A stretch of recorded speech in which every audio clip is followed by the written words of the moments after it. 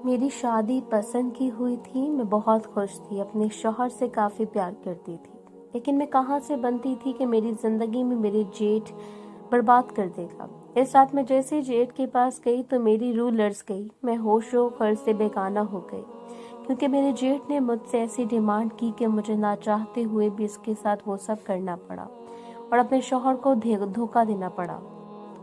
मैं सामने खड़े अपने होने वाले जेठ को देख रही थी। वो मुझसे जो बातें कर रहा था मेरे नाकाबिले यकीन थी। मेरा हलक खुश्क हो चुका था, मुझे सिर्फ वहशत महसूस हो रही थी। वो मेरा मुकम्मल जायजा लेकर हंसकर कह रहा था, मेरी बात तुम्हें माननी पड़ेगी। जानती थी कि मेरे बारे में इस घर में कोई नहीं जानता, तुम्हारा होने वाला शौहर भी नहीं। और अगर तुमने बताने की कोशिश की तो सोच लेना मैं क्या कर सकता हूँ। मुझे तुमसे बस अपना मतलब निकालना है। मैं इतनी बेबस हो चुकी थी कि अपने जेठ की वो बात सुनकर असबाब में सर हिला गई। लेकिन जो कुछ मेरे जेठ ने किया था इसके अंजाम से नावाकिफ थी, लेकिन मैं काफ़ी मजबूर थी। मुझे झूठ की बात माननी पड़ी, वरना वो मेरी जिंदगी बर्बाद कर देता। मेरा नाम समिया है, मेरी उम्र 20 साल है। अली से मेरी दोस्ती काफ़ी पुरानी थी। मैं सच्चा इंसान समझती थी, हम दोनों एक दूसरे को पसंद करते थे। अरे घर वाले रिश्ते के लिए मान चुके थे। अब तक किसी ने कोई रुकावट बीच में ना डाली थी। आजकल घर में मेरी शादी की तैयारियां चल रही थी। अली के साथ मेरी पसंद की शादी थी, लेकिन कल मुझे अपने ससुराल वालों की सच्चाई मालूम हुई थी। इसके बाद से मेरा शादी करने का कोई इरादा नहीं था। मेरे शौहर ने कभी मुझे अपने भाइयों के बारे में नहीं बताया कि वो इस कदर गिरे हुए हैं। मैंने अली के साथ जिद करके रिश्ता करवाया था। अली ने मुझे अपने घर वालों के मुतालिक कुछ भी नहीं बताया था। जब भी इससे कुछ पूछती थी तो वो टाल देता था। मेरे घर वाले इस घर में मेरा रिश्ता नहीं कर रहे थे। हम दोनों साथ में यूनिवर्सिटी पढ़ते थे जिसमें मेरी मेहंदी थी।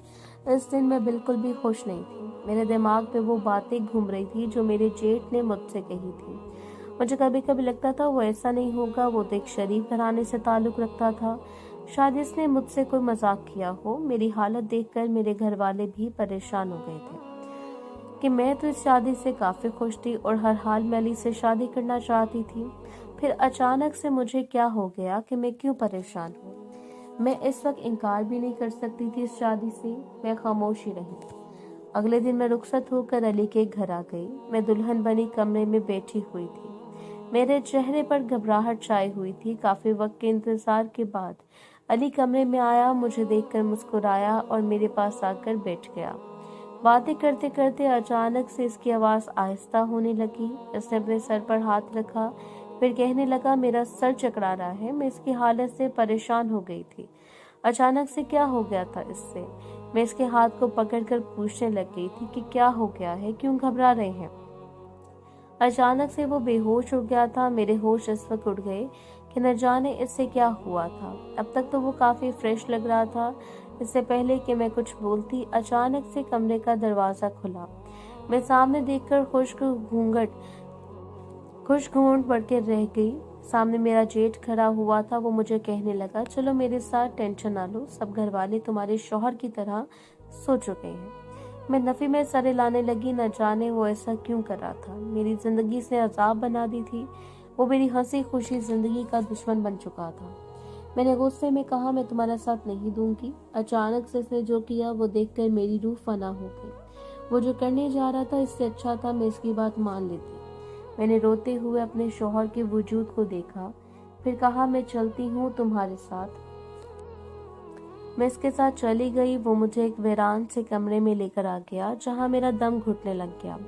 वो मुझे कह रहा था, मुझे नहीं मालूम था तुम इतनी जल्दी मेरी बात मान जाओगी।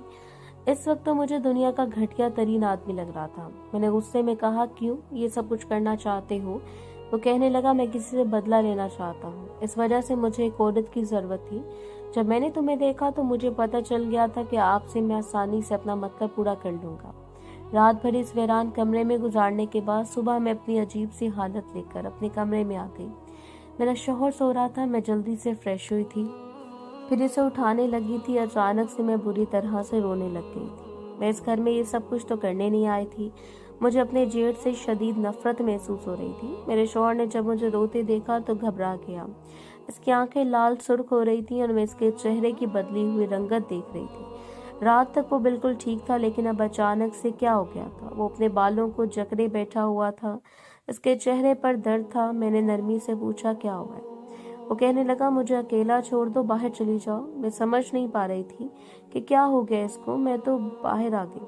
बाकी सब तो इस घर में बहुत अच्छे थे, लेकिन मुझे लगता था यहाँ पर मेरे जेठ की सच्चाई किसी को मालूम नहीं थी। न जाने वो किससे बदला लेने के लिए मेरी जिंदगी बर्बाद कर रहा था।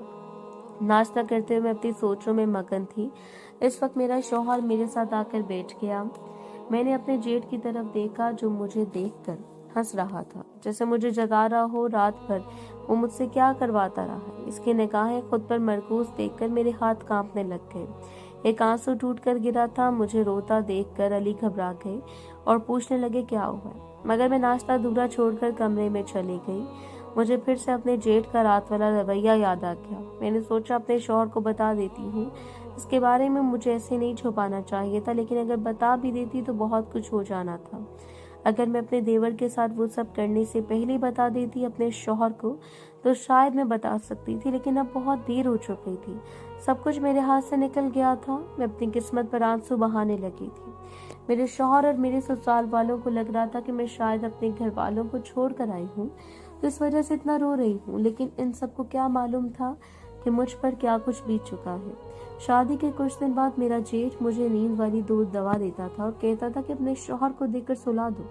मुझे ये सब करना अच्छा नहीं लगता था, मगर मेरे जेठ ने मुझे मजबूर कर दिया था। तो आज की रात जब मैं इस वीरान से कमरे से निकली तो मेरे चेहरे पर पसीना छाया हुआ था। अचानक से मैंने अपने हाथ को देखा, जहाँ पर खून लगा हुआ था। फिर मैंने अपने बाजू को देखा तो मेरे हाथ पांव से जान निकलने लग गई। मैं जल्दी से अपने कमरे की तरफ भागी थी। मेरा पूरा वजूद ऐसे लग रहा था आग में जल रहा है। मैं कमरे में आते ही वॉशरूम में घुस गई और शॉवर के नीचे खड़ी हो गई, लेकिन मेरी हालत बहुत बुरी हो रही थी। अचानक से मुझे उल्टी आने लग गई। खांस खांस कर मेरा बुरा हाल हो गया। मेरा बेजान सा वजूद हो चुका था। वहीं मैं शॉवर के नीचे बैठ गई थी, घुटनों पर सर रखे बुरी तरह से रोने लग गई थी। फिर मैं चेंज करके बाहर आई तो मैंने देखा मेरा शौहर उठकर बैठा हुआ था बेड पर और एक जगह देखे जा रहा था। मैं इसके पास गई, इसके हाथ को पकड़ा तो इसने इतनी जोर से मुझे थप्पड़ लगाया कि मैं फर्श पर जा गिरी। मुझे लगा था मेरे शौहर को मेरे और मेरे जेठ के बारे में पता चल गया है। मैं घबरा गई थी। वो गुस्से में कहने लगा, क्यों आई हो मेरी जिंदगी में? जब से आई हो मुझे एक पल के लिए सुकून नहीं मिल रहा, कहीं नहीं मिल रहा। मेरे दिल से तुम्हारे लिए मोहब्बत खत्म हो गई है, नफरत बढ़ती जा रही है। मैं तुम्हें यहाँ बर्दाश्त भी नहीं कर पाता। इसकी बातें सुनकर मैं कांपने लग गई थी। मैंने इसका बाजू पकड़ लिया और रोते हुए कहा, क्या हो गया? ऐसे क्यों कर रहे हैं मेरे साथ? इसने मुझे कमरे से बाहर निकाल दिया। मैं कमरे से टेक लगाए रोने लग गई। कहाँ मैं फंस गई थी। मैं एक तरफ मेरे जेठ का जुल्म और दूसरी तरफ मेरे शौहर का रवैया, सब ने मुझे तोड़ कर रख दिया था। मैंने दरवाजे पर दस्तक भी दी, मगर इसने चिल्लाकर कहा, दफा हो जाओ यहाँ से। वो बहुत ज्यादा चिल्लाता रहा मुझ पर, लेकिन मैं कुछ न कह सकी। अंदर से आते इसकी नफरत बड़े जुमले। मुझे नहीं मालूम था वो मुझसे इतनी नफरत क्यों कर रहा था। अगर इससे मेरे और जेठ के बारे में मालूम होता तो वो एक पल भी ना लगाता और मुझे घर से बाहर निकाल देता। ऐसे 3 महीने गुजर गए थे। हर दिन मेरे शौहर का रवैया मेरे साथ सख्त होता जा रहा था। मेरी एक दोस्त थी, मैंने आखिर सारे राज इससे बता दिए। इसने मुझे कहा कि तुम अपने शौहर को नींद की दवा ना देना और देखना वो खुद ही देख लेगा जो तुम्हारा जेठ तुम पर जुल्म करता है। इसकी बातें सुनकर मैं मान गई और इस रात मैंने अपने शौहर को नींद वाली दवा नहीं दी। मैं चाहती थी कि आज की रात वो मेरे पीछे आए और मैं अपने कमरे से निकलकर इस वीरान से कमरे में आ गई। मेरा जेठ मुझे देखकर कहने लगा, बहुत काम की हो, बहुत अच्छा काम करती हो, जैसे बोलता हूँ वैसा करती हो, लेकिन जानती हो इन सब के पीछे तुम्हारी अपनी बर्बाद है। जानती हो तुम्हारा शौहर इस वजह से तुमसे नफरत करने लगा है। मैं तुम्हारे साथ क्या करने वाला हूँ। इसने जबरदस्ती मुझे फर्श पर बैठा दिया, मेरे बाल खोलकर बखेर दिए, जैसे मेरे साथ हमेशा से करता आया था। अभी मैं अपना अमल शुरू करने वाला था कि अचानक ही कमरे का दरवाजा खुला। मेरी हालत देखकर मेरा शौहर हक्का बक्का रह गया। कभी मुझे देखता तो कभी अपने भाई को। मेरे शौहर को देखकर मेरा जेठ घबरा गया। अचानक से मेरे शौहर ने इसके मुंह पर थप्पड़ रसीद किया और मेरा बाजू पकड़ के कमरे में ले आया। कमरे में आते इसने जोर से दरवाजा बंद किया। मुझे लगा आज मेरी खैर नहीं। वो मुझे कहने लगा, वहाँ क्या कर रही थी? कि सब कुछ तुम दोनों किस लिए कर रहे थे?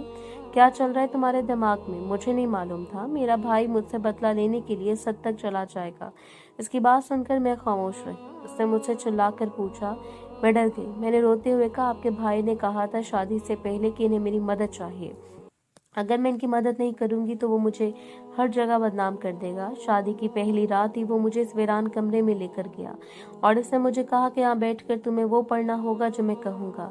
वो अजीब किस्म के मुझसे जादू टोने करवा रहा है। जब मैं इससे बोलती मैं अपने शौहर को बता दूंगी तो वो मुझे धमकी देता कि अगर बताया तो वो आपको जिंदा नहीं छोड़ेगा। इस वजह से वो जो मुझसे पढ़ने का कहता मैं वैसे ही करती रही थी। लेकिन मुझे भी आज ही पता चला कि वो आप पर जादू करवा रहा था। मुझसे वो आपको पागल कराना चाहता है, लेकिन मुझे नहीं पता ऐसा क्यों करना चाहता है। मेरी बात सुनकर मेरा शौहर कहने लगा, वो एक लड़की से मोहब्बत करता था। मैंने इसकी शादी इस लड़की से नहीं रहने दी क्योंकि वो अच्छे खानदान की नहीं थी। इस वजह से वो मुझसे बदला लेना चाहता था। इसके बाद मेरा शौहर मुझे लेकर अलग घर में शिफ्ट हो गया। मुझे एक बात का पछतावा होता था कि काश के मैं पहले ही अपने शौहर को सच्चाई बता देती, मगर इसने मुझे मौका नहीं दिया था बताने का। लेकिन अब हम सुकून की जिंदगी गुजार रहे थे। वो जेठ अब मुझसे माफी मांगता था कि मैं इसे माफ कर दूं, लेकिन इसने जो कुछ मेरे साथ किया था इस वजह से मैं जहनी मरीज बन चुकी थी। रात को अचानक से मैं उठ जाती थी। मेरा शौहर भी शर्मिंदा था कि काश वो मुझ पर भरोसा कर लेता तो मेरी हालत आज ऐसी ना होती, बल्कि मैं ठीक होती। तो मैं सिर्फ सुकून चाहती थी, इसलिए अपने शौहर से राजी हो गई थी। मैं होंगे एक भाई भाई का दुश्मन बना हुआ था। अब अपने शौहर को इसके भाई से मिलने भी नहीं देती थी। मुझे इस पर कोई भरोसा नहीं था। न जाने वो अब भी शौहर पर कैसा कैसा जादू करवाता हो। मैं अपने शौहर को कहती थी कि वो अल्लाह का जिक्र करता रहे। मैं भी ये काम करती थी जिससे हम लोग जादू से बच सकते थे। मेरे शौहर अब में मेरे पे एतबार करते थे और मुझ पर बहुत भरोसा करते थे, और मैं बहुत खुश हो गई थी कि मेरे शौहर गलती दोबारा बिल्कुल नहीं करेंगे जो इन्होंने पहले की थी। मेरी औलाद बिल्कुल नहीं हो रही थी। मुझे ये लगता था कि जेठ के जादू की वजह से मेरी औलाद बन गई है, लेकिन बहुत ज़्यादा इलाज करवाए और आखिरकार मुझे खुशखबरी मिली तो मेरी खुशी से बुरा हाल था।